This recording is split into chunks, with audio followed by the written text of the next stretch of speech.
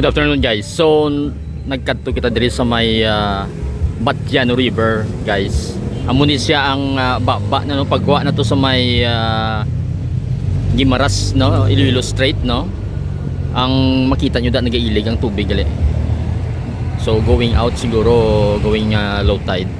So anyway, amo ni siya ang next frontier naton guys nga after sa aton nga Iloilo River Esplanade. Ang next na project is ang Batiano River naman no. So amo ni ginaplano sang both Iloilo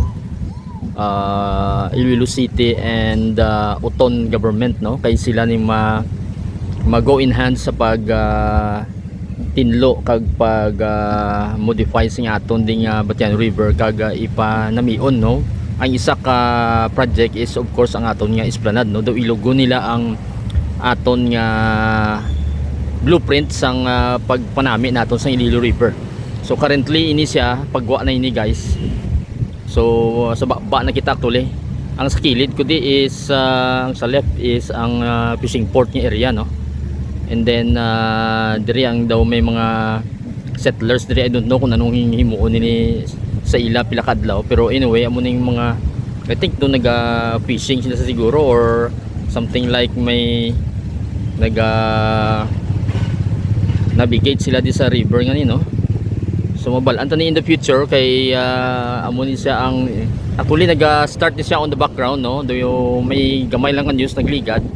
And then siguro amo na ning pioneering video nato kag amat-amaton nato ni follow up no ang progress ng ila ding project. Currently do may nagalutaw nga daw basura wala ko kabalo kung diin halin ina. No, so makita nyo dira.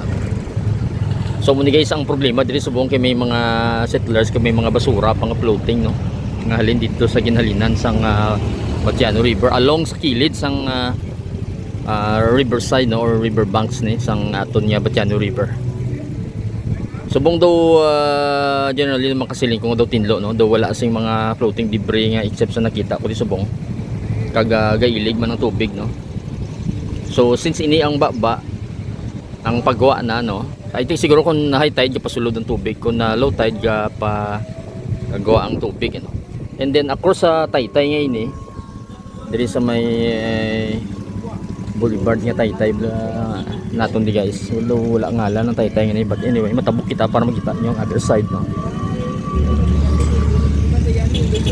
So gin-expand ang Taytay ngayon sa una 2 lanes lang hasta diri sa yellow. Subong may added siguro mga roughly mga 3 meters no.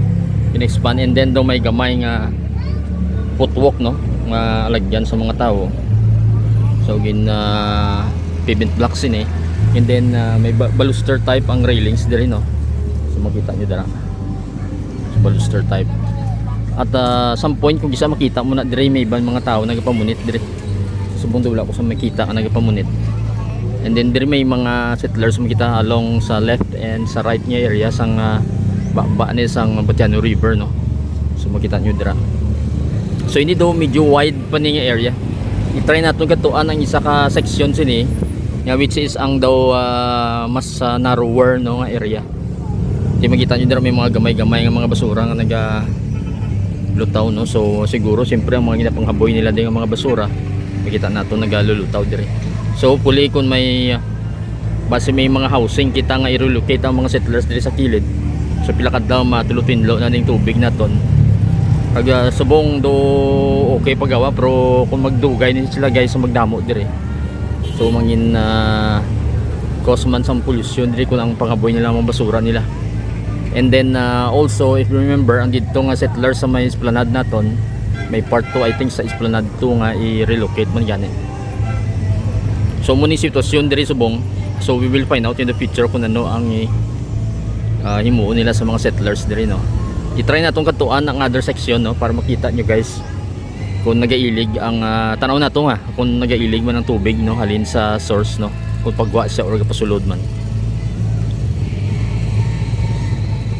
Okay guys, so ari kita sa isa ka section sa atong Batiano River no. May ari kita diri nga flood mitigation nga project. So it says here February 2025 hasta sa December 2025 no. Ang project cost is 96 million no. So I'm not sure kung ano ang ginanamin sini basi panghawan or I don't know, kay wala ko idea sa ini nga project. Subong ko lang ni nakita kagang ini sa Piakti guys. It costs 144 million. Both is iyasang F Guria construction, no. So muna ang iyang project description dire.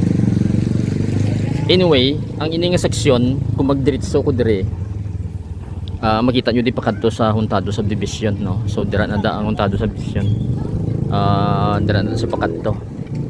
While ang ginhalinan ko is ano di nga barangay, ano nga barangay, ako dira ya Huntado. Oo. Sige sige. So may mga naga-jog kita din nga mga kasiman, wow. Yung mamangkot yung kay I'm confused kay sa Piak sini I think kumpanya Molo, no, nga barangay, no. Do mo na ganing barangay hall kita kabalo, tanaw siguro kung may ngalan dito karon, no. But anyway, ining bridge amo ni naga sipak sa ila, no. So ini Huntado and the other one is kumpanya. Kag ang pagkabalo ko yang diring area is I think San Juan. So ang diri sa ginalinan ko is ang tubig kapag wa guys. So ang pakadto sa uton amo ning area.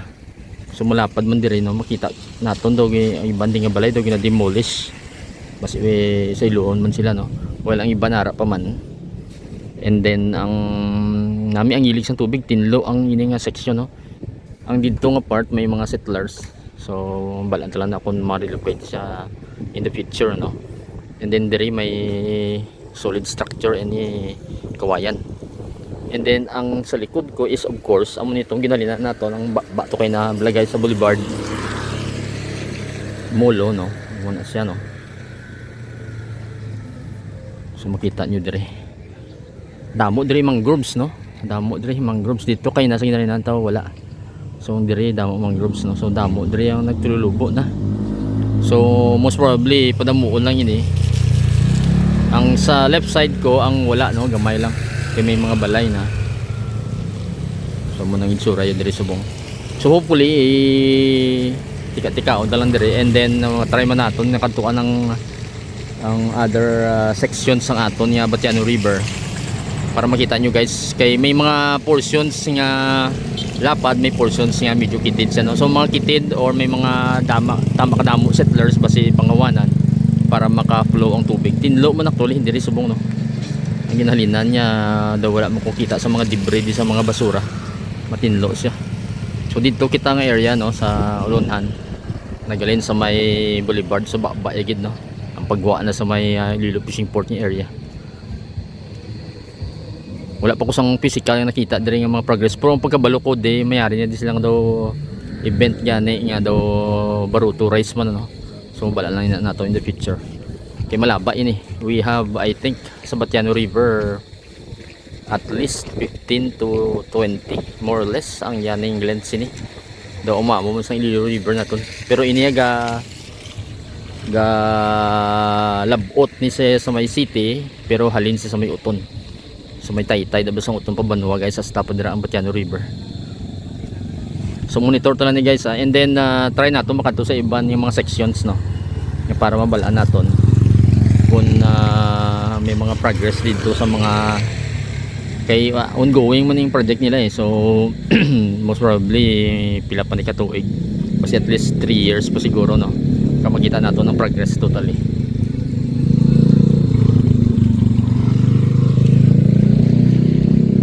Till the next videos and updates guys, thank you for watching.